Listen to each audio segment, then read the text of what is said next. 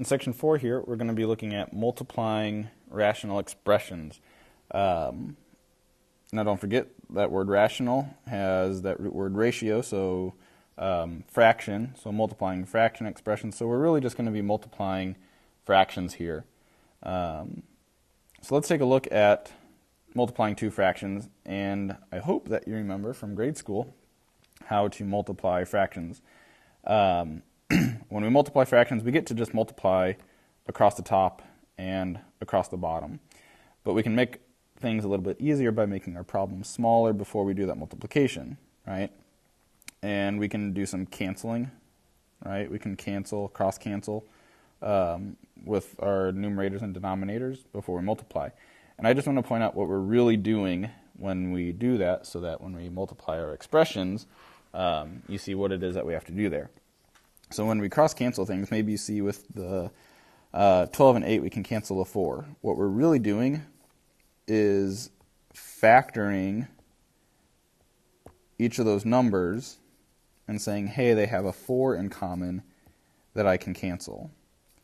We're looking at the 9 and the 15, and 9 is 3 times 3, 15 is 3 times 5. Those have a 3 in common that I can cancel. And then as we multiply across the top, we just have 3 times 3, so that's 9. And multiplying across the bottom, we have 5 times 2, that's 10. So 9 over 10, and that's probably easier than doing 12 times 9 over 15 times 8, multiplying those out, and then trying to reduce from there. It makes more sense to factor and reduce things to begin with. So that's what we'll be doing when we multiply our rational expressions. So you'll run into some that just kind of look like a big mess of things right at the start. We've got 5 times x squared y cubed over 3x y to the 4th times 27x to the 5th 15 over 15 x to the 4th y. That kind of looks like something we did a couple chapters ago, except we were looking at just maybe one of those and trying to reduce things. So you could, if you want, take and start reducing things here. All right, we have x on the bottom that will cancel with one of the x's on top, so there we would just have an x on top. Y cubed, 3 of those would cancel out with 3 on the bottom, so we would just have a y to the 1st. On the right side, we'd have x to the 4th canceling out with 4 of the x's on top, so we would just have an x there. And I think that's about it between those. Then we have the constants that we can look at. We could cancel 3 and 27, and we'd have a 9 left on top. 5 and 15 would reduce. We'd have 1, and 15 divided by 3, 5 is 3. Then we can keep going. The 3 could cancel with part of the 9, and we have 3, right? And so it looks like the only pieces left are an x, the 3, an x, a y, and a y. So on top we would have 3x squared, and on the bottom it looks like a y squared. Now with these, it might be easier to just combine everything across the top and the bottom and then worry about reducing. So it might be easier from the start to say that across the top we're going to have 5 times 27 times x to the 7th is what we would have if we multiplied across the top, and a y cubed over, we would have a 3 times 15, x to the 5th, and y to the 5th. And we could go from there and then cancel things, and that might make life a little bit easier on these. That's not a 5, that would be a 3.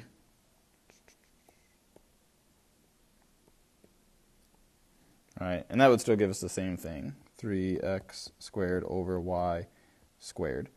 But up to you either way you want to do those. This next one to you maybe looks like a little bit more of a mess. Real quick, I did one thing to this that's different than what you have on your sheet. On the top of the first fraction, I switched the negative 5x squared and plus 20x. So I switched those just so that the x squared was in the front. So we have 5x squared plus 20x over x squared minus x times x squared plus 3x minus 4 over x squared minus 16. I'll tell you right now, the thing that we cannot do that you might want to do is just cancel out x squared and x squared. But we can't reduce those since they're added and subtracted into the top and the bottom. We can only cancel out factors that are being multiplied. Okay? Trying to do that is like telling me that we can take 2 plus 3 over 2 plus 1, which we know should be 5/3, right? And trying to say that that's equal to 3 over 1 by just canceling out the 2's. Can't do that because they're not factors that are being multiplied. So we have to factor each of these pieces, and factoring is not going to go away. We're going to do that a lot this chapter still and down the road, so just learn to love it. First thing we should look at for factoring is greatest common factor. So let's look at the top here. Anything in common that we can take out. Well, we have an x in both terms, as well as a 5 and maybe even a negative 5. So we can take out a negative 5x.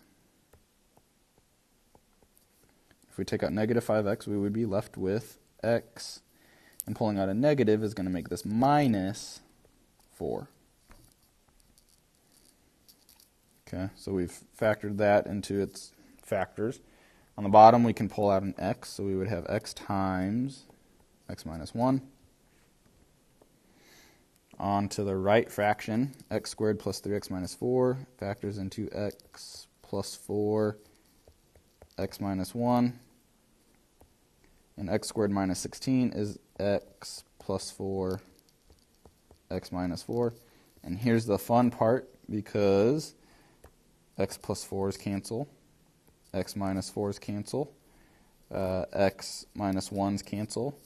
These two x's cancel, so all that we're left with is negative 5. So this whole thing is equal to negative 5. It's hard not to say that there's something satisfying about that whole mess, all just reducing down to a negative 5. So on to the next example, we have 5x over x squared minus 6 plus 9 times x squared plus 4x minus 21 over x squared plus 7x. Again, first thing we're going to do is just factor each part. 5x, nothing we can factor there. So into the denominator of that one, x squared minus 6x plus 9 factors into x minus 3, x minus 3. X squared plus 4x minus 21 factors into x plus 7, x minus 3. And in the denominator there, we can pull out an x. So then we see what we have in common. We've got an x minus 3, x minus 3, x plus 7, x plus 7.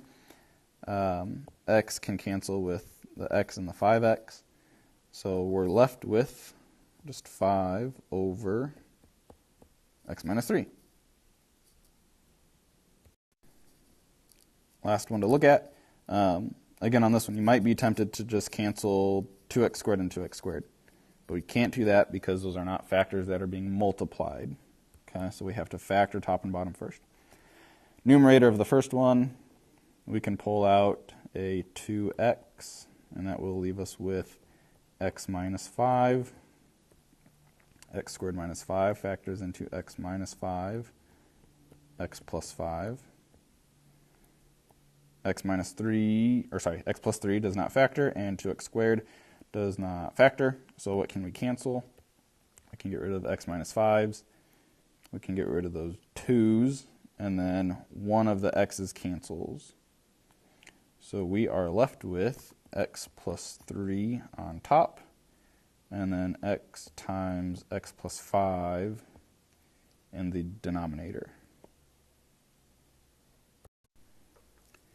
So last thing, I just again want to emphasize that common mistake of just trying to cancel out a term that we have in top and bottom just because it's the same in both. We can't do that because it's not a factor, right? If it was, if this was x squared times all of that, and x squared times a positive 4. Then we could factor those, but it's not. It's x squared minus those pieces, and it's x squared plus that piece. So we can't cancel those out. We have to factor before we can cancel anything.